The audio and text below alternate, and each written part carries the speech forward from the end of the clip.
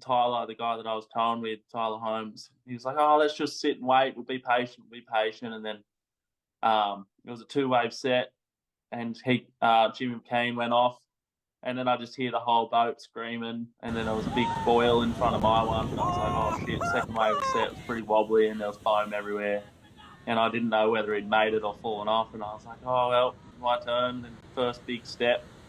And I thought I'd let go too early. I was going over it instead of scooping under it.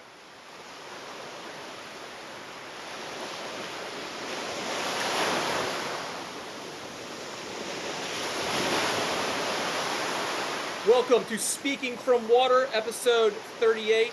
And this is a very special episode because we are collaborating with A Classic. A Classic is an Australian media company, and we're very excited that they will be running this broadcast on their channel, on their RSS feed. So welcome, Australia. I'm your host, Sean Ruttkay. Today we have an extra special episode because I'm here with Matt Dunsmore. Matt Dunsmore is a charger. If you're Australian, you know his name. Americans, look him up, check him out. He does Tahiti hard. He does ship sterns hard. The Western Australia, the content I've pulled from Matt has been incredible, and I'm very excited to have him on the program. Matt, hello, welcome. How you going, mate? Oh, dude, I'm doing excellent. So let me set the stage real quick. It's Saturday morning. I can't sleep too well. It's like 3:30 in America, and I flip up my Instagram feed, and Matt Tidsley, the photographer. Yeah. He's got these two. He's got this shot he puts out. I think your buddy is in the front. He has the first wave, and he just gets like blown out of the barrel. He makes the whole wave, but gets blown out of it. And then right behind him, here you come, and you make that thing, and it looks so sick. And I was all fired up at 3 a.m. So I like DM'd you right away. I was like, bro, can you get on the broadcast? And thank you for hitting me back and coming on. So welcome. Thanks, mate. No worries. It was a pretty fun day. That was Jimmy McKean that got blown off that first one. His board just looked a little bit too light or something. He just went flying through the air. So let us know. You've been here many times. Before we get into your history, which I want to dive deep into, tell us about that day, that wave, that experience of the session. Yeah, so I'd been there. It's probably my 6th trip there, and I had 2 years off. The last time I went there, I snapped my knee in half and had 15 months out of the water. So this was my return day, and I was looking at the forecast, and I was like, "Oh, it's not going to be too big and too grunt. So hopefully it'll be a nice day to just get welcome back, get my confidence back, and land a couple on my feet for once and get flogged a lot out there." So tend to just want to go on a day after getting an injury, and that's not too crazy. And it was a perfect day. It was just nice conditions, glassy. All the boys are having a good time. Everyone got waves. Nothing too big and crazy, but I've had some pretty wild and woolly days out there where it's just the wind's a bit onshore and you're there. You've just flown halfway across the country to surf there, and you're like, "Oh, I've got to have a crack." It's massive and windy. This day was just a nice day. The sun was out and it was good. Was it one of your best sessions there? Oh, for stoke, like I'm talking just like, ooh, that was like really good stoke. Oh yeah, like we all just sat at the boat ramp, had a beer after. They're all my mates down there in Tassie. I've been a few times, and each time I go down there, I meet more and more people from there, and they're all just such good lads, and we all get on real well. If you go down and do the right thing, then it kind of accept you and have a good beer with them, and yeah, we had a couple of beers after it, and then a few beers on the boat there, and everyone was getting waves, so it was a good hoot. It was only about a half-day session. The wind came up about midday, and then we all just kind of cruised. It was just such a beautiful. It's pretty rare to get a summer swell there, so we were all shirts off. Normally it's freezing cold, and there's ice on the car park, and this day was just nice, sunny and beautiful weather. So it was, yeah, like you said, wasn't the all-time biggest grunt shippies ever, but it was just such a good day. Everyone had smiles on their faces all day. It was a nice one for sure. Sick trip. So way more fun than it was sketchy. And from the looks of a simple man like me on the East Coast of the United States, like that was a gnarly wave. I mean, like how Tidsley said it wasn't that big. He called it 8 to 10 foot off the back, and I was like, bro, that's a 20 foot, 16 to 20 foot slab, dude. Like, that's heavy as heck. I want to get into your stories, like your war stories, but like, let's break down that one thing I saw before I lose my track of thought here. Like, your boy runs the first one, set up the whole scene. Like so we were kind of like Tilsey said, that's pretty small. That's about as small as you can tow it. There weren't many paddleways. It was a bit wonky because they weren't quite lining up. So we're like, oh, we'll just whip. And we were just about to call it a day, I think, because it was a bit slow and it wasn't that big. And Tyler, the guy that I was towing with, Tyler Holmes, he was like, oh, let's just sit and wait. We'll be patient. And then it was a 2-wave set, and Jimmy McCain went off, and then I just hear the whole boat screaming, and then there was a big boil in front of my one, and I was like, oh shit, second wave was set. It was pretty wobbly, and there was foam everywhere, and I didn't know whether he'd made it or fallen off, and I was like, oh well, my turn. And then first big step, and I thought I'd let go too early. I was going over it instead of scooping under it, which is not what you meant to do. You meant to get under it and gain your speed and go over, and I kind of dropped and lost all my speed and wobbled a little bit, and then another little step. No pit though, which was annoying. Jimmy's one gave him a good barrel and it just launched him, but unfortunately mine didn't have a pit, but it is what it is. Didn't like Tilsley said, it was quite small, didn't have any real bad wipeouts or anything. Hit my head on a rock, which was pretty annoying. Had blood coming all down my ear, and didn't hit it hard. It was more of just a graze. And then I think Tyler got pretty pushed under on one. Apart from that, I don't think anyone got too smoked, which was pretty rare. Normally someone gets pretty banged up when you go around there. Yeah. What's your philosophy on helmets these days? Yeah, I definitely need to start wearing it. I was actually saying to Tyler the wave before, we were sitting out the back waiting for a set, and he had his on, and I was like, oh, how's it feel? Because it feels like you'd rattle around your head a lot, especially underwater when you get pushed deep. Sometimes it feels like your head's about to swell up before your ears pop, or even had one time where my eye, the pressure came out my eye and my eyes started bleeding, and like all the veins in my eyes now are just permanently red. And I guess the helmet, I don't know whether it would be a good thing or a bad thing. So I was just asking him, and I go, yeah, I should get one. Might actually buy one after this trip. And then the next wave smacked my head in a rock underwater, and I was like, oh shit, probably should get one. Yeah, bro. So like, looking at all your content, you're well experienced. You've been doing this for years and years. Take me back to the beginning. Where are you from, and what is the like? How did this trajectory begin? Luckily, I've grown up North Narrabeen, Sydney. Pretty epic spot. I'm about a 2-minute walk. I'm actually here at a place I've kind of semi-grown up in at the moment, my parents' place.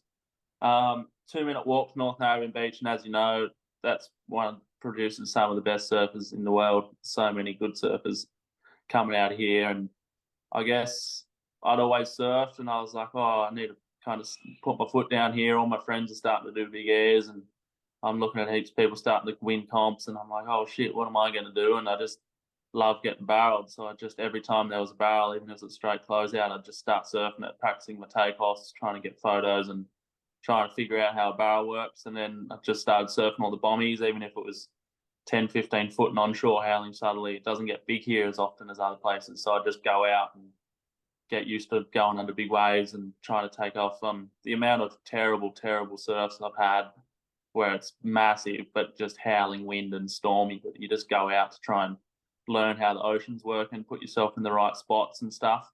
And in the end, it's worked out pretty well. I had like I said, plenty of days where I'm the only one out, or just dragged one of my mates out going, come on, just like, let's go out. And they're like, it looks terrible, it looks hard work. And it's like, yeah, but you get fit, you get flogged, and you understand how to relax underwater. And I just did so many sessions like that where it's just one or two of us out and just practicing surfing big waves. And then I just ended up going harder and harder and harder and getting more confidence until the point now where I pretty much need to learn to hold back a little bit, but sometimes I get a bit too excited and go waves I shouldn't be going, knowing that I'll get flogged. So take us to the day that you were a young guy, and how old were you, and where was the session that kind of was your first step up? Probably that South Narrabeen shot in 2016. There was this huge storm that came through. It's called an East Coast low here, which is a nor'east swell that comes down the coast. And we knew it was going to be big. The whole storm flooded the whole suburb. All the houses were underwater. All the trees had been washed down onto cars, and it was a proper storm. And I remember we actually surfed the lake the day before, and the ocean was just breaking places that I'd never seen out to sea. Just as far as you can look, it was massive. And they were going, oh, the wind's going to be offshore tomorrow. And I'm going, oh, shit, like, how's this going to happen? And then woke up in the morning real early and went down to South Narrabeen. And I was like, whoa, it's massive. It's probably like, I don't know, pretty big, 15 foot maybe. And I just called everyone, and everyone's like, oh, I'm not going out. It looks too hard to get out. And I'm just going, look, this is the best waves I've ever seen in my life. Ended up convincing Riley Cadman, one of my mates, to come out. We ran about a K and a half down the beach. Luckily got out, and then we tried paddling. I was on an old council cleanup board, kind of like one of those things in the background of yours, just an old beat up thing because I snapped so many boards out there, and back at the time I didn't have a board sponsor.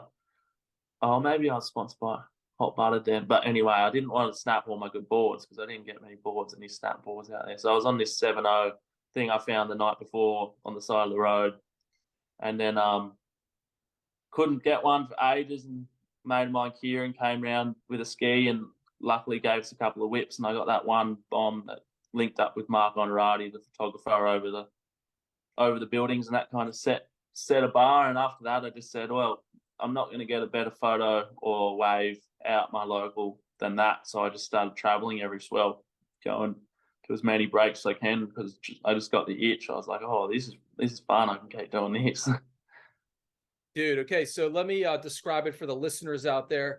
The shot is pulled back through a skyline, and Matt is on just a monster, and it's groomed out. It almost looks AI. Like I was very struck by this photo when I saw it. The photographer, what's his name again? Name's Mark Honorati. Yeah, just a local guy I've been with for a long time. He's a bloody good photographer. Well, bro, yeah, he's set up in just the right spot with a super telephoto lens, so everything's super compressed on you, and the buildings are in the foreground. How big would you say that was? Maybe like 15 foot, maybe a little bit less, a little bit more, just depends. I don't know. It was a big day. There was no beach left. The whole beach had been washed away, and it was just rocks, which has never happened before. And then there was, I reckon, it was like an auditorium on the beach. There was 150, 200 people watching on the beach and screaming and hooting when you get away. And it's pretty fun. So how did that wave feel? How did you're at your home beach that you've always been at, and it's the best you've ever seen it? Maybe like, what did the old guys say? Did they say that they'd ever seen it that good?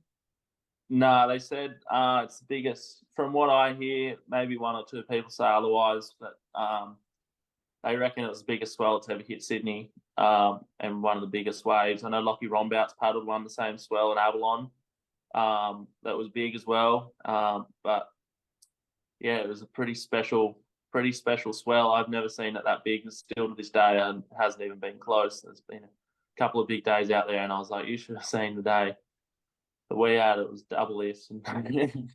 So sick. So after that, you're just like juiced up. Where was the next spot?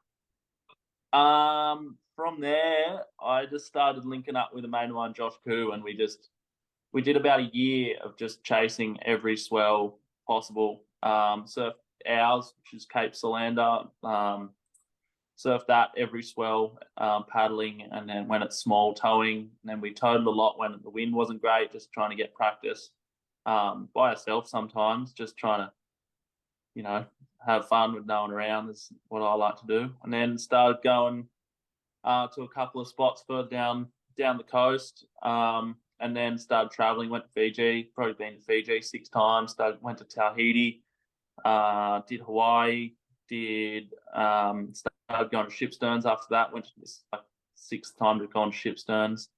Went to Victoria, surfed a couple of slabs down there. I pretty much just started setting all my forecasting up to see kind of what waves that I want to surf around the world, and I'm just trying to tick off. I guess my goal is to surf every one of the top 10 most dangerous waves in the world before I stop surfing is kind of my goal. I've ticked a few of them off, and I guess there's a few more that I'd like to tick off. I want to surf Mugmore, left in Ireland. Want to have a crack at Nazare. And then maybe I forget what it's called. Yeah, I want to go to Porto Escondino, get a big swell there, maybe Pasquale's, pretty much anywhere that's the biggest, gnarliest thing possible. Before I hang up the boots, I want to have a crack at. So what is there's a difference, I understand. You talk about Mulgamore. Garage McCabe was on the podcast a few weeks ago, and he said something that was super striking to me that I didn't really think about. He's like, man, I really love the slabs, and the slabs are for those who don't know, who might be tuning in, they're thicker. They're just thick, and they're closer to the beach, or closer to the land, as opposed to, say, an outer reef setup where the wave is like big but not maybe as like thick on the pitch. Can you speak to the two aesthetics, and then what do you prefer as far as your style? I love a slab. There's nothing better than just a nice big barrel, like being deep in it. The sound of it's just roaring, and like it breathes in and out. The air has nowhere to go, so it'll suck in, and you like trying to hold on and see, and it's sucking your face in. Then it almost hurts, and then it just, the spit after it just blows you out of this big barrel. Whereas on a big wave, let's just, for example, everyone knows Nazare, you just sit there and you go straight and you're just holding on. It's just like it's almost just going as fast as you can on a snowboard. Whereas, I don't know what the opposite, there's no real barrels on a snowboard, but, you there? Yeah, you're good. And then I guess you're just holding on at Nazare, and you don't really know how big the wave is when you're towing. You could be on a 100-footer. The amount of times you hear someone go, "Oh, I didn't realize how big it was." Whereas in a barrel, you're looking at the whole thing inside it, and it's just so much more amazing, so much crazier than just your standard big wave. I find paddling a big wave is pretty crazy because you're looking down at it when you're on top of the wave. You're standing up and you're looking down at how big it is. You know how big it is, but towing a big wave that doesn't barrel doesn't quite interest me as much. But I do want to have a crack at Nazare just because I've been on maybe a 15, 20-foot wave where it's not barreling, and I kind of find it not that good. But a 100-foot wave or an 80-foot wave, I think I'd find it pretty fun. You're going so quick and just so much adrenaline. Can you speak to the drop in the slab when you're paddle surfing? Because that just seems to me just the most bonkers thing. Because right, and yeah, when you're towing, you can set up a little more for that throw. But like with the slab, the verticalness of the situation is unspeakable. Yeah, it definitely defines a good big wave surfer to a mediocre big wave surfer. There's some people that are just so good at paddling. They're so agile, so quick to their feet. The commitment levels are through the roof. Anyone can let go of a rope and go down a step because you're not looking at it. But to position yourself and paddle in with your own power, and there's only a takeoff spot sometimes of a meter by a meter. And if you're not in that takeoff spot, you're going over the falls, or you're nose diving, or you're getting absolutely flogged. So much more paddling. And I ended up just towing this session because last time I surfed, I paddled a big west one, which is a big one with not much wall, and it had a pretty steep takeoff. Ended up blowing my knee out, snapping my ACL, snapping my MCL, and I was in a lot of pain, had 15 months out in the water. So this time I was like, I'll just get my feet and tow a couple. And luckily there weren't too many paddlers. So if it was a paddle day where everyone was getting good paddlers, I would have had a paddle. But just finding my feet again, trying to get my confidence back. Confidence is definitely there. But paddling, like you said, is just so much gnarlier. Looking down and on the shallow slabs, it's literally like sometimes where you take off meter deep and you're looking at the whole reef and rock coming out of the water. Sometimes it's a reverse angle, so you're looking down and then it's actually scooping back up to the rock. So it's below sea level and the rock's out of the water sometimes at some of the waves I surf. And I've taken off and fallen straight into rocks before, thinking that the tide's a bit higher or gone a little bit too deep and the rock's there and you end up just getting flogged, cut up. So slab surfing's up to me way gnarlier than just surfing a big wave. There's just so many more factors to take in, and I guess that's what makes it so much more fun. Well, man, just on that note, like, how do you deal with the spray coming up to see your next decision? You just be in front of it. If you're on top of the wave, that's where the spray comes, and if you're below it, you can take off. Yeah, that's not too much of a factor unless it's howling, like Jaws. Maybe I guess you'd get the wind factor because the wind is just so strong and you're trying to paddle a 25, 30-foot wave. But normally 9 times out of 10, when you're surfing a big wave and paddling, the wind isn't too much of a factor. Yeah, it's only the odd session where you're just trying to handle the wind, but it doesn't happen too often. Well, you definitely know your positioning there, and congratulations on going back to the place where the damage was done. Can you give us that story before we get to some glory stories? Like what happened at that session, and what were the conditions like? And it was a 2-day swell. Flew there and towed with Danny Griffiths, James Homer Cross, and Harry Cross. There was only 4 of us out that day. I'm pretty sure there might have been 1 or 2 more, but it was huge. It was like 20 foot. Looked like some of them were going to close it out. It was massive. There were no photographers. The wind was meant to be pretty bad, and we just went round and gave it a shot anyway. And the wind was pretty sketchy. Got absolutely flogged the day before. That was when I got pushed real deep and came up. My eyes were bleeding, and my left arm was pins and needles, and thought I'd broken. I did something to my nerves and my shoulder. And then the next day after that was pretty tiring, and all the pros flew over. I think there was, I don't know, some of 4 or 5 of the best big wave surfers in the world came. And I just kept falling off over and over again. I was surfing so shit, had so much confidence, and was just like, all right, I can do this. Like, step up, the big boys are here. Let's show them how it's done. And I just kept falling, picking the wrong waves, and it was kind of embarrassing how bad I was surfing. Instead of just calling it and having a beer and going, today's not my day, I just kept pushing it harder and harder. And then I just paddled a big bull one. Like, this was a full bodyboard one, big steep takeoff, big step. And just got flogged, really. Just made the first drop and then lost my balance on the step. And then the lip just landed straight on my leg and blew my leg sideways. And I was underwater trying to do breaststroke to get back to the top. And I was going sideways. My left leg was just limp. And I was like, oh, well, I've done something here. And then got 3 or 4 more waves on the head, washed over the rocks. And then Mikey and Tyler came and got me on the ski. And then I fell off that. And then young Noah came and got me on the ski and got amboed off to hospital and ended up getting surgery. And then that was my second big wave session yesterday. Had the right 4 or 5 months ago. I surfed the right. That was another big session, but pretty crowded and didn't get many waves then either.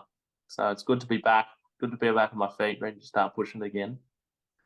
It sounds like your flow was off that day. Can you speak to the power of flow and feeling on, and when everything's on, how that is, and then give us a case in point where one time you were just like, you could do no wrong? Yeah, I guess that was about a year where I was just making heaps of waves. Boards felt amazing. Just happened to get good waves on a lot of the swells that I was going to, and I was lucking into that. I had so much confidence, was making heaps of stuff, and then I guess that was the first session where I just was like, holy shit, I'm not making anything. What am I doing? What feels wrong? Instead of just standing back and kind of going, oh, my board feels a bit wrong or a bit too long or short, I was just in my head just going, get a better one, get a better one, get a better one. What are you doing? And then I definitely have learnt so much from that one session. just to be like, if something feels off, just pull back. I've always had such a go, go, go attitude, and you need it to surf these waves. And I guess I've never really had any fear in any sort of heavy waves. So I guess I just never have had to pull myself back and realize, hey, this is actually dangerous. You could get real hurt here. But since then, I've noticed myself going, this doesn't feel quite right. I don't actually need to prove myself. I'm not looking really to be I'm not looking at all to be a big wave professional or anything. I just do it because I love it. I got a normal job, got bills to pay and stuff. It's no money in it unless you're on the world tour kind of thing. So I just do it for fun. Not as good as the other guys that do it. So I don't know. I just do it for fun. There's no point pushing shit to prove a point to yourself, and there's no point to be proven, if that makes sense. Well, bro, you got a killer track record, and you got some killer goals. And what I'm seeing is a very hardcore competitive person. Now, you bring up professionals and in the professional world, and I don't know. I believe that this time in surfing, in the surfing world, is very interesting. The brands are suffering.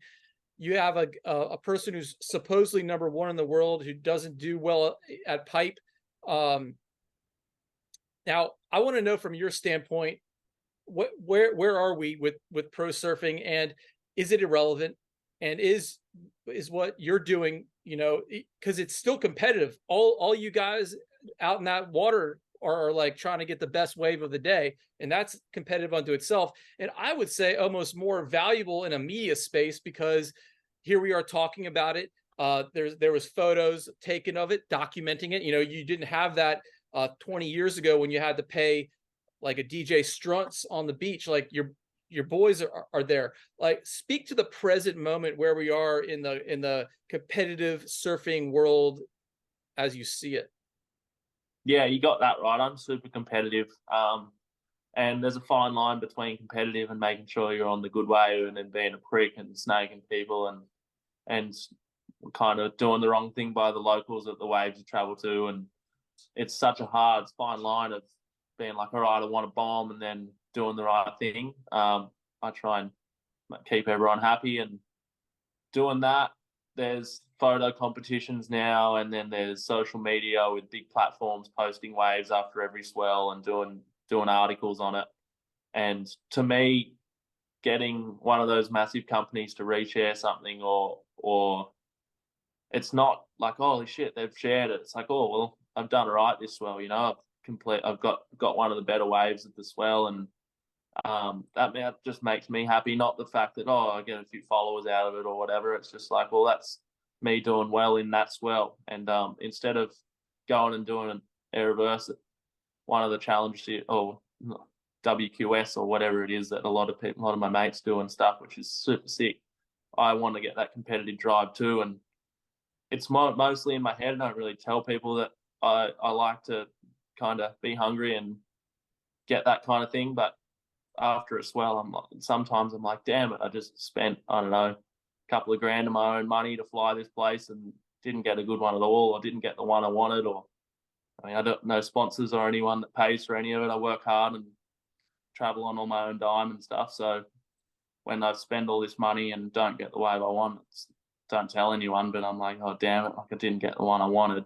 But then there's other times you come back and go, holy shit, that was one of the trips of my life. That was well worth a couple of grand that I've just spent traveling the whole way across the world for 4 or 5 days to surf one of the best waves and craziest waves there is, which is pretty cool. So it's definitely competitive, and I love that, which is what I like doing. What was one of the trips of your life? One of the trips I did to Tassie was pretty sick. Paddled a couple of good ones and towed a couple of good ones, which was pretty cool. And then done a pretty good trip to Fiji. Tahiti was pretty amazing. I definitely didn't get the wave that I wanted, but it was an unreal place. Like beautiful, beautiful, beautiful place. Unreal spots. Had a couple of good trips to South Sumatra, Secret Sumatra. Trips of my life. God, that's a hard one. Not sure. I've had waves of my life, trips of my life, all of it to come together. God, I can't remember. It's a hard one. Okay, give me a wave of your life. Um, Aside from the obvious here that we've discussed, the 6-6-16. yeah. Waves of my life. It's just a bombie. Got super lucky. Not going to say the name of it on here, but it's just a big left, and luckily enough, I surfed it quite a lot. I surfed it for 5 or 6 times without making a wave. It's definitely the hardest wave I've ever surfed. Just deep water, big boards. I ride a 9.6 out there, and it's slab. So it's just this big, crazy deep water. It's about a 20-meter paddle out, and it just goes from super, super deep water to super, super, super shallow water. And you can surf it up to 20 foot. The way I look at it, it's kind of like a Mavericks left. And like I said, it took 5 or 6 sessions to even get a wave that I made it. And then I finally found the right board, found my positioning because it's quite a big opening. And I just backed or kind of took off on this big one and just let go of my rail and stood in the most beautiful barrel. It wasn't that deep, but it's definitely a wave, and the footage of it and photos of it, I'll just be like, holy shit, I'll watch that forever. It's just so lucky to be able to get that wave. It's definitely the wave of my life. Well, what did it look like in there, and what did it feel like? It was just this big blue, beautiful day. I don't know, 10 to 12 foot pit, and there's just the takeoff and paddling on it. You got to paddle so fast, and you're looking down at this big crazy drop, and it just let me in, just glided me in, and then to let go of the rail on a 9.6 is just, I love riding big boards, and everything just felt so good. And there's boats and jet skis and stuff in the channel. Everyone was screaming, and then, like I said before, it got a lot of publicity on the internet. Had a lot of people still to this day, every day, they go, "Oh, how was that one you got at that place?" And I was like, "Oh, it's pretty cool." Is this the one? Excuse me to interrupt, but where you're grabbing rail and you almost didn't make it? It's on your Instagram feed. Is that yeah. It's a left. Yeah. That I thought you were gonna eat it at like slide 6, and you pulled you pulled that thing. That was mad respect. Yeah, it's a different wave than that one, but it's similar. Yeah. Are we in Australia? Can you give us a region or? Oh no, I can't go to that much depth. Okay, it's not even in the continent of the Australia. Yeah. Okay, copy. Yeah. Let's Sorry, go someplace. Got to keep those ones on the down low. Hey, bro, totally. I gotta ask as the journalist here. But Yeah. so let's go publicize to Hawaii. When did you first go to Hawaii, and how did that experience treat you, and how did it set you up for other spots? I remember I was 17, and I went over there. I hadn't really got anything too big and crazy, and then I was like, all right, Hawaii's it. One of my good mates' birthday at the time, and he goes, let's go to Hawaii. And I was like, perfect. Ordered my first ever gun off Warner. I think it was a 6.6, but I was pretty small back then. And I was like, all right, let's do it. Went there and only really got maybe one big session. Pipe was pretty small. Surfed another wave, Lenikea, maybe it's called, and that was, I don't know, 8 foot. And at that time, I was like, holy shit. I was kind of not scared, but I was like intimidated. I was like, oh, the power over here is different. And then I guess that was the first time when I then at least had a board. And then when it got bigger in Sydney, I had this 6.6 that I started using. And then that I didn't start surfing bigger waves until I was much later. I was kind of always out when I was super young. When it was big, people would paddle over, and I was a super grown going like, hey, mate, you're right out here kind of thing. And I'd always just be like, yeah, I'm like, why are you even asking me kind of thing? Got so much confidence, and I was so well trained back then. I was swimming 5 times a morning and board paddling in the afternoons, doing clubby stuff, and I was just so fit and so comfortable in the water, and I just never even thought that it was the right thing. I just never had the places to go out when it was big, I guess, or the boards, or someone just going, hey man, we going out or what? And once I started figuring out how to do that by myself, then it started working well. Hawaii, I didn't get that big, in other words. I was young, didn't quite surf that good, but it was definitely an opener to start getting bigger boards and realizing the power that the surf had and stuff. But I'd love to go back. My sister lives there now, so it'd be good to go over and see her and see the family and see how she lives, and then get a couple of big waves in the same time. It was your introduction to heavier water feelings, right? Yeah, for sure. Now, do you think that is a must place to visit, just to check off the list for someone with aspirations to surf bigger waves?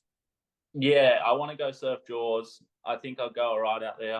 I really go, what I'd like to say, I surf better on big boards. I'm a big boy. I'm 6'6", 90 kilos or something, or 88 kilos or something.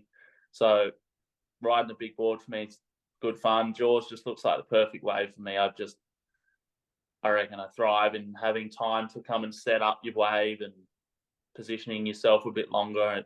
Doesn't quite stand up as fast. You can really set your line and put yourself in the right position. And I can't wait to see what all the hype's about. I'd love to get a big pit on a biggest wave you can possibly paddle, which is what all the boys are doing over there. And I just got a feeling it's pretty localized and pretty crowded, but I don't know, who knows? You go over there and all it takes is one wave and you tick it off the box. It's probably not something I'd hunt over and over and over again just because of the crowds, but I definitely want to go there. And there's another wave on the mainland I want to go surf, and then second or third reef pipe when there's not too many people out and it just looks big in the area and there's the odd diamond in the rough is more what I'm interested in than trying to surf 8 to 10 foot perfect pipe with 100 people. It's kind of, I don't really like surfing with people that much. It's just pretty hectic. Is that getting harder and harder these days for you? Yeah, for sure. I end up just going waves that I don't want necessarily, and I like to analyze my wave a lot before I take off on it. And when it's crowded, you need to commit real early. You need to swing and go, all right, this one's my one. You need to start paddling earlier, because so then someone else doesn't paddle, and then you end up going waves you don't want to take, and then you end up getting hurt, really.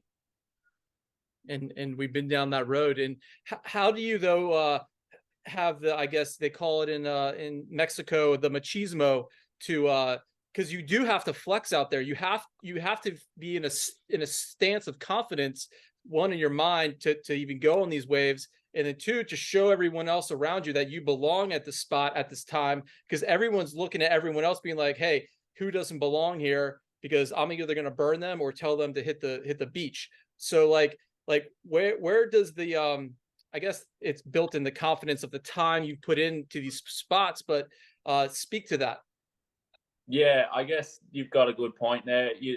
I don't mind surfing the crowded waves where I know a lot of the boys and they kind of know who I am, and I've met them quite a few times. And it's always hard paddling out somewhere. I struggled at Chopes a little bit. There's just a lot of Hawaiians there, and they all paddle out as a pack and kind of take over a little bit. And then I guess when you're friends with them, they know you just wait your turn, make sure you're up, and if you're up, they know you're going to swing. And then if you do swing and you start pulling back over and over again, they'll kind of just be like, mate, what are you doing? But if you swing and you go and you get a good one, there's a pretty funny story, actually. The first time I surfed Cape, I was pretty young, and Kobe Abbott was there, and he called me into a big south one, which is just a big heavy takeoff with no wall. And I got flogged, got washed over the rocks and snapped my board. And then they were all kind of laughing at me. And I was like, tail between my legs, went back to my car. And I was like, oh, this sucks. I was cut up. And I was like, first time I've surfed it. And a couple of the local boys are just like, oh, there's just a kid that's just come over here and just got smoked and going in. And then I went and got another board and rocked back off, and he called me into another one, and it was the same one, big south one, and I managed to make the drop and made it out. And he paddled back out, and he goes, that was all right, Grom. I was like, oh, that's kind of what happens. You just got to earn your place. And if you go out there and you just don't get any good waves, or sit on the shoulder and get in the way and paddle for waves and pull off, then obviously people are going to be like, what are you doing? But if you go there and you commit and you start making a couple, or showing people that you'll go, they'll start to give you waves, I think. If you're doing the right thing, you're not snaking them or bothering them, or, you know what I mean? 100%. Such great advice for the youth. Let's go for some younger youth. You got this confidence, it sounds like, from your time in Australia. It's called nippers. In America, it's called junior lifeguards. When did you get involved with that, and how did that set you up for your trajectory? I did that my whole upbringing, really. I happened to be pretty good at it. I was a really good board paddler. So I'd wake up before school, do 2 hours of training, of swim training before school every day, and then finish school and go for a board paddle. And then if I had time to go for a surf after that, I'd go for a surf. And then weekends I'd drive all around the state doing nipper carnivals. And there was a couple of years I hated it, and then I just kept doing it because I was kind of good at it. And then I'm glad I did it. I look back at it now and just go, holy shit, like that just did so much for me. I went and did laps for the first time in a while the other day, and I could just swim. I haven't swum in ages, like it's just stuck with me forever. And that definitely gave me the confidence to be comfortable in the water because I can swim. So you did competitive pool swimming as well as lifeguard competitions on the beach. Yeah, mostly just training in a pool and then competing on the beach and boards and skis and then pretty much played every sport under the sun back when I was younger. Different sport every day: basketball, footy, league, union, touch, life saving, pretty much surfing, everything that the school ran that was to do with sport, athletics, swimming. Kind of, I'd do it, and I'd do all right at it, and naturally be kind of good at a lot of these things. And I guess I had to stick with the sport, and surfing was what I'd like to do the most. Surfing and basketball, and then I kind of just got over training for basketball. I just wanted to surf, so I ended up just kind of fading out my basketball and ended up just sticking with surfing. And now sometimes I go weeks with it. When I was working real hard, I'd go weeks without surfing and then just surf my ass off when it's big. Don't get too much thrill. I like just going for a surf, but I don't get too much thrill or excitement of just going for a surf. It's just more of something to do, keep fit, see your friends out there. It's just nice to get in the water, but I don't kind of get any sort of, if I land a nice turn, it's like, oh, that was just a turn. If I manage to, not really good at airs, but if I land a little air, I'm like, oh, that was, I don't know, it's not that fun. But then if I get a barrel or a big pit, I'm like, wow, that's it. And so I just try and chase that as much as I can. And the energy is what you're just devouring. And it seems like when you get to the level you are, you have a new access to this thing. So major respect, and you're at the top of the mountain, bro. I want to kind of, something's perplexing me about one thing, and that's this.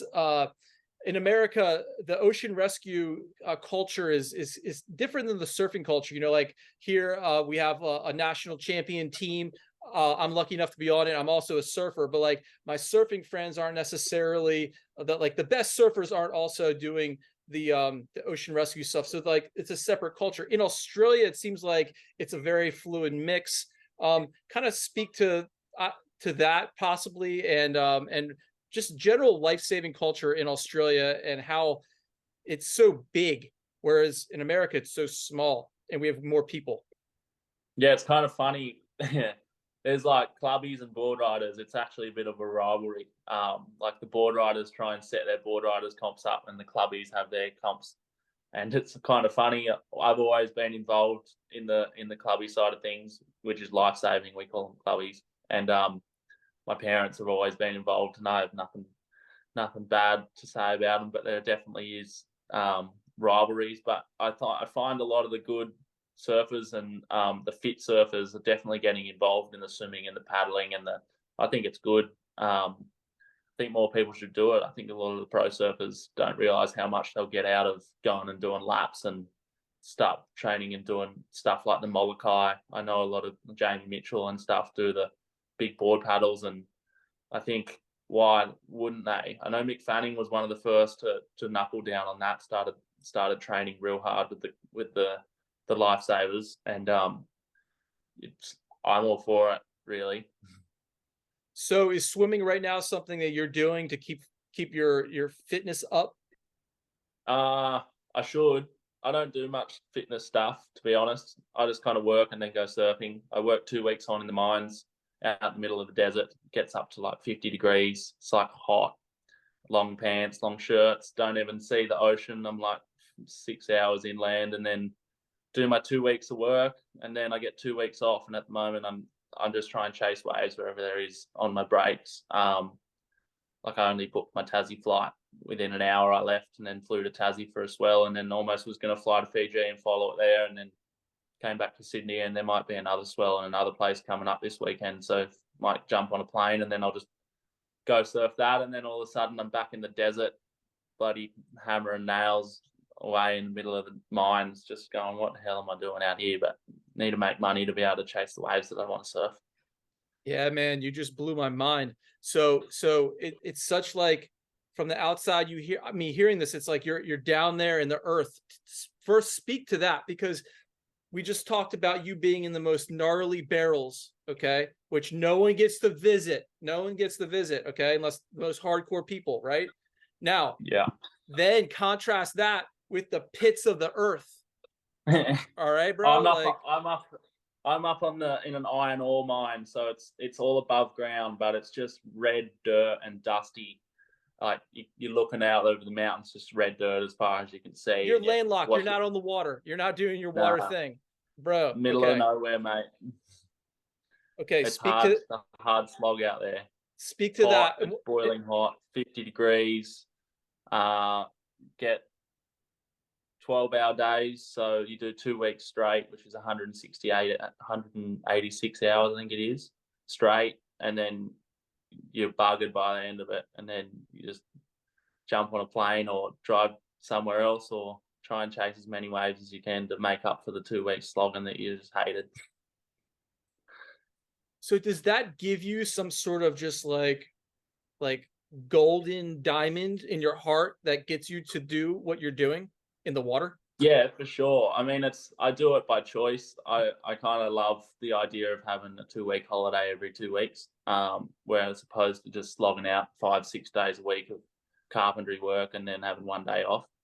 But for sure, like every swell, I've just moved back into my car, which means I don't have a base, so then I can just start flying places to chase waves all winter is my plan. Just gonna either drive in and out of work and try and chase waves in the top of West Oz, or drive down south, or head over to wherever there's going to be waves, hopefully chase a couple of swells in Indo, or maybe head over to Morocco or Portugal at the end of the year. Ireland is kind of the goal. So the mining is seasonal? No, I just it's all year. It doesn't stop. Mines don't stop. It's just so much money to be made. It's day in, day out, nighttime, daytime, don't stop. And how do you entertain yourself? Or are you just working and then sleeping? Yeah, I just go to work and sleep, and then I just tried to start getting some laps in at the end of the day, but I'm normally pretty tired. It's pretty nice to have a beer. It's that hot, so you normally just cruise, and sometimes I don't surf or do any fitness for 2 weeks, and then I just fly to Chippies and surf big gnarly wave. But I'm pretty silly in a way, but it's what I like to do. So sounds pretty incredible. Now you have a pool at the mine? Yeah. It's just a nice big lap pool. I would think you'd be getting nasty in that, is flowing. I should. I get a bit lazy up there. It's pretty tiring. It's so hot. Everything that you do is just maybe in winter when it starts to cool off. I don't know what the Fahrenheit is, but I think the other week was the hottest place. About an hour from me was the hottest place ever recorded in the planet. They reckon. What's that, like the closest town? It's called Marble Bar, where it gets hot. It gets hot, and I work in a place called Parapadu. Like I said, it's literally just dirt, red dirt for as long as you can see. It's just in the middle of nowhere. Pretty hectic. Man, you just popped me off. So, we're talking about the dirt and the dust. I want to know, you're a man of different aesthetics here. Take me to Tahiti. Is that the clearest water you've ever seen?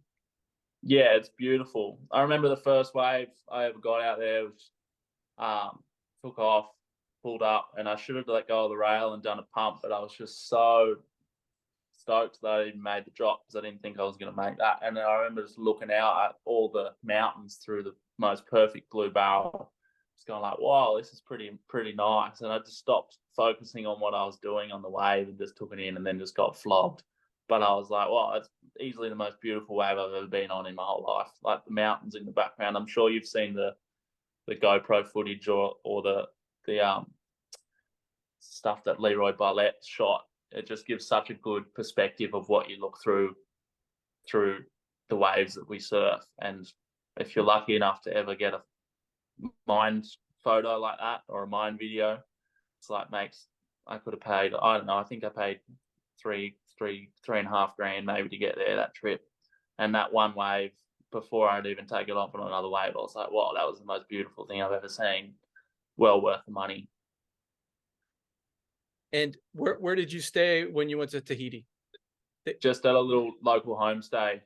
I'm not sure what it was called, but it was just, we went with 3 of my mates and we all just found the cheapest place we could possibly find. And then we're living on $3.50 baguettes and we paddled out. We never got a boat because we didn't have enough money, or we chose not to spend all this money on getting the boat out every day. So we just paddled, and then pretty long paddle, but I don't know.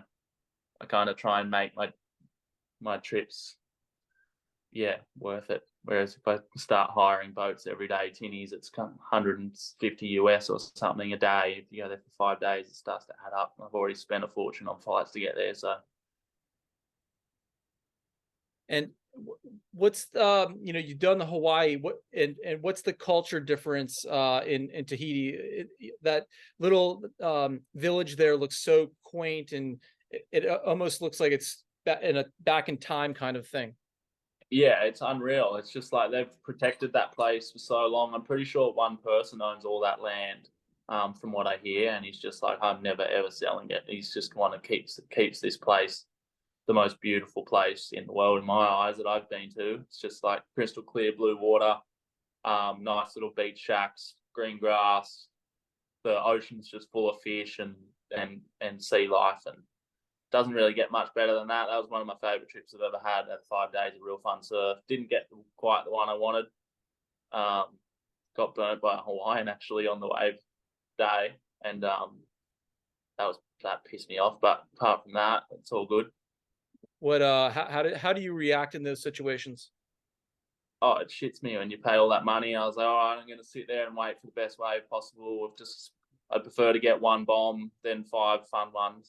Waited, and then this Hawaiian just cut me off and started yelling at me when it was my turn, and it wasn't even his wave either. It was different if it was a local, but it was just this egotistic Hawaiian, and just, God, gave me the shits. And he got a cover on perfect sunset, standing tall on nice big 10, 12 foot west bowl. And then he tried to say hi to me the next day. I wasn't happy. And do you yell at someone in these circumstances? Nah, I can't. You let it go. Yeah, Nice. I used to fire up in the surf and stuff, but I try and just cruise now. It's not worth it. I just try and have a good time. Nothing will good come out of it. You'll just keep doing it. But I don't know. I guess he didn't know who I was, and I guess he just thought it was his wave. That's not how it works. Where are you going to be going anywhere this winter next? Yeah, I'm gonna chase the right, which is just like, as you said, probably one of the heaviest waves in the world. I had a little dabble in it this year, and my vest popped on my second wave underwater, so I had no vest, and like I was saying to you before, I kind of realized, hey, let's hold back, like let's not push it. You don't have a vest, and I've heard of people getting 4 wave hold downs out there with a vest. They've pulled it and it just doesn't take them up. They've had a minute and a half underwater. It's like a downward waterfall, is how we explain it. Goes over this big mushroom rock, and then the water, instead of stopping and dying out, it just forces you so deep. And without a pool vest, I didn't think it was smart to surf the wave, to try and, otherwise you don't get that little bonus bit of air to help you get to the top. But I definitely want to have a crack at the ride again this year and actually get deep on a big one. we recently had Key and Salmon on the program, and Hardy, and they've both described Ryan Hardy, the bodyboarder, and they've Yeah, both yeah. described this location as just like so hardcore, just like Oh, and I want to know from you also, what is your position on it? You have a lot of experience all over the world with these kinds of waves. How does it set up compared to these other spots? it's the craziest wave you'll ever see. I think it's. I haven't surfed Nazare, but I reckon it's way gnarlier than Nazare. It just explodes all in impact. The lip of it is just tons and tons and tons and tons of water in one spot, whereas Nazare just rolls over and crumbles. This is just deep water just hitting and just launching, and you're trying to pull in behind this big 20-foot slab of water. And to get deep out there and to actually get barreled is the biggest mind game you'll ever have in your life, because you'll let go of the rope so early, so far behind the wave, because it's such a fast wave. And to get barreled on it, you need to be 20, 30 meters deeper than anything you even imagine. I remember my first wave out there, or not my first wave, but first good one I got out there. I've let go and I've gone to stand there and put my arms up as if I was in the pit, and I was about 10 meters in front of it. And I was like, holy shit, I need to go 10, 15 meters deeper than that. And it's like, I thought I let go of the rope early. It's like, wow, like the mind games you got to play. And then too deep, you're getting the worst wipe out of your life. Too wide, you look like an idiot standing in front of the barrel. So it's like crazy, crazy mind games. The people that take off deep out there and get barreled and come out, you don't understand the props of the mind games and the amount of hours and stuff they've put in there to make a barrel out there. Like most people that go out there for the first time don't get barreled.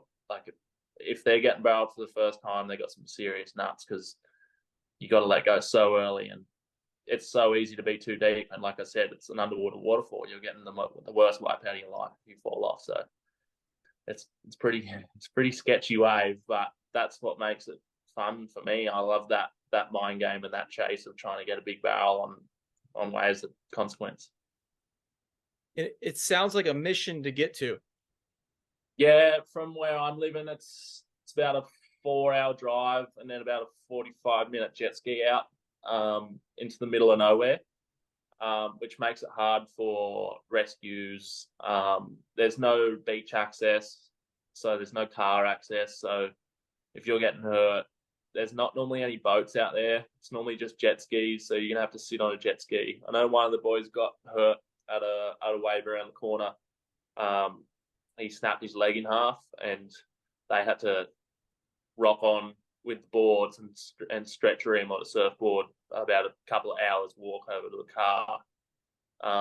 And then an ambulance was waiting there for him and went off to hospital. But it's a very, very remote place, and not going to lie, all the slabs in Australia are just the most, not all of them, but 90% of them are just in the most remote, crazy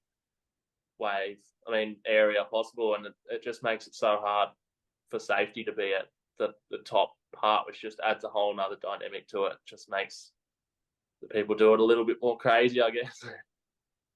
Have all the slabs in Australia been discovered? I reckon no. I reckon there's heaps more. I just don't know where they are. I've messaged a few people at the start of this year. Actually, I would love to go try and find a slab that no one surfed and just see if it's surfable. I've got a couple of ideas in my head, but whether the swells line up with when I'm in the area and stuff, and then if someone's nice enough to let me know of a slab that they know about that no one's ever surfed and they want someone to have a crack, let me know. And so are you like scouring Google Earth and matching it with swell charts? Yeah, kind of. I've had a pretty decent look at Google Earth at a few areas. I'm not quite that good at that kind of stuff. It's so difficult. It's like you can put in so many hours, and the bodyboarders are so good at that. Like they just chase so hard, and I don't know how they find so many waves. I wouldn't even know where to start. I feel like I'd just get skunked and skunked and skunked, but the bodyboarders somehow just good on them. Like props to them. They've found so many waves all around the world, and seems to they always be the first one. So hopefully we can get a couple of waves on them and start surfing on a stick a couple of times before. How are you culturally with the bodyboarding community as a big wave surfer? I reckon they're sick. Some of my best mates are bodyboarders. They're all nuts. They're looking down on the ones we tow. I guess the only thing we have that we don't like is the bodyboarders paddle and the surfers tow. I guess sometimes the bodyboarders get a bit upset with us towing, but we can't. 9 times out of 10, we can't paddle the ones that they're going. They're these big, I call them bug waves, because they're just crazy takeoffs. And I've just seen some of the bodyboarders just go the most nuts waves, and the people that don't give them props, I'm just like, what are you doing? They're the most psycho people ever. I don't care if they don't stand up. They're going the most gnarly waves, getting so flogged on some of them, and just kicking back out and going the next one. Like, I don't care what people say. Bodyboarders in Australia are absolutely nuts.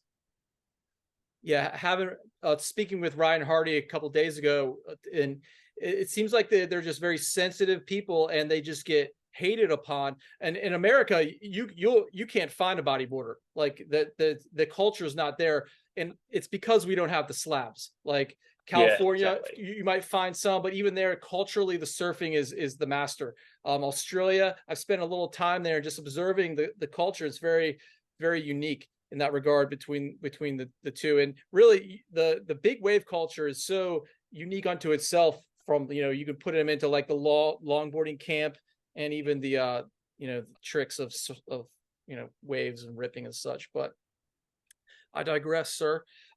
Before I let you go, what are like your boards right now that you're super set on, or are there any?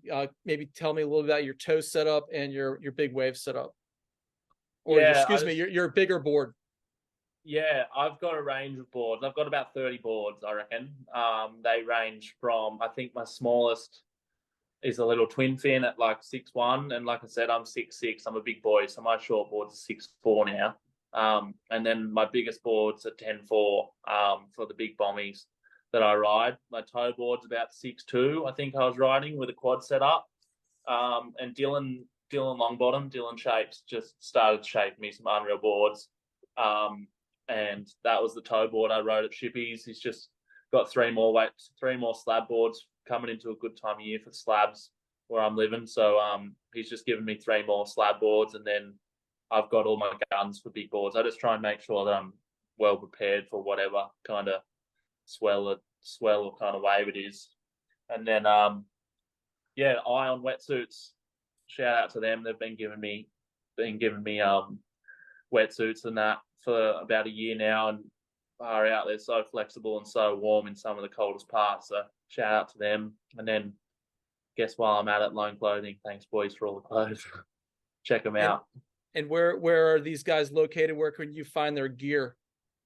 Ion is a European and Australian wetsuit. Just type in Ion wetsuits, and then Lone Clothing is just an Australian company from Newcastle, which is just about 2 hours north. They've just hit me up on Instagram, and now I've just started seeing more people starting wearing their clothes. They're getting bigger and bigger, which is sick. And then, as you know, or as anyone that should know, Dylan Longbottom's got to be one of the biggest OG big wave surfers, tow surfers, slab surfers there is. And he looks out for people that have a crack, and he's supported a lot of the local Sydney boys around here and all around the world on his boards, and he's killing it, and they're good boards. So definitely check out Dylan Longbottom's board. Sick. Do you have anyone else you'd like to shout out? Just everyone, family for the upbringing, friends, mates, people that with me, everyone that I travel with. I just love doing it so much, and the people that I do it with and see is, someone's calling me. Sorry.